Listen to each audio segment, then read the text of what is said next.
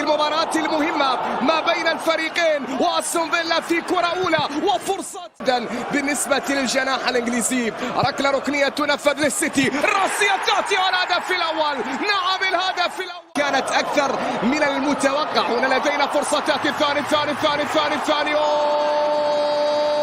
كانت أكثر من المتوقع. هنا لدينا فرصة تأتي الثاني يا الكاي تمريرة في اليمين. كايل ووكر يبحث عن مساندة ممتازة إلى كيفن دي بروين، يرسل كرة عالية، بعد ذلك وصلت على الطائر. الله، كرة ستلعب منقولة، كرة عالية، راسية من جديد. هولاند على مرور من كيفن دي بروين، يا ولد ممتازة. الله، عندك كرة، فرصة المرور والعرضية للجول. الله الله الله الله الله،